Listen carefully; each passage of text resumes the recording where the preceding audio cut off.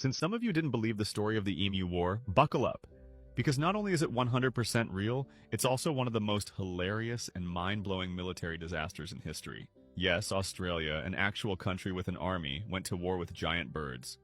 And the birds won. It all went down in 1932, in the wild wheat fields of Western Australia. Farmers were struggling, dealing with the Great Depression, droughts, and then, as if life wasn't already hard enough, 20,000 emus decided to migrate inland and set up camp in their farmlands. Imagine waking up one morning, walking out to check your crops, and it looks like Jurassic Park. But all birds, these weren't your cute little Tweety birds either.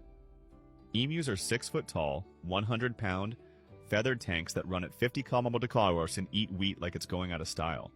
They trampled fences, destroyed crops, and basically treated the farmland like a buffet/nightclub. The farmers, fed up and probably thinking surely the government can help, reached out to the authorities. The government responded by sending in the army. Yes, actual soldiers with machine guns.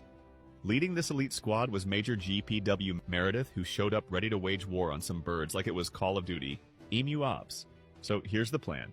Use 2 Lewis machine guns, bring 10,000 rounds of ammo, and destroy the emu menace.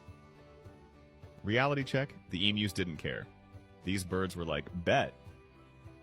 The soldiers tried sneaking up on a group of 50 emus. Right as they were about to fire, the birds scattered like a flash mob, and only a handful were hit. That's when it dawned on the army. These emus were not just fast, they were tactically advanced. They tried mounting a machine gun on a truck to chase them down, but the truck couldn't handle the terrain and bounced so wildly the gunner couldn't aim. Meanwhile, the emus were effortlessly outrunning the vehicle like feathery Olympians. By the end of the first week, they had used 2,500 rounds of ammunition and had only killed maybe 50 birds. That's 50 bullets per bird, and half of them probably walked it off. The rest of the emus just regrouped and kept coming. One soldier later claimed some of the emus seemed to have bulletproof feathers and would lead attacks like military generals. No joke, one emu was reportedly seen coordinating groups like a battlefield commander. The army couldn't make a dent. The emus didn't just survive, they thrived. Eventually, the Australian government pulled the plug. Operation Birdstorm was over. The birds had won. The army left, probably ashamed and confused, while the emus flapped back into the bush, undefeated and unbothered. So yes, Australia lost a war to giant birds, and not just any birds, birds that can't fly.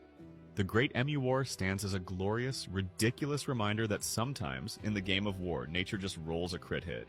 And the emus? They're still out there, probably laughing. Now you know the story. Like, share, and follow for more crazy history facts. Yours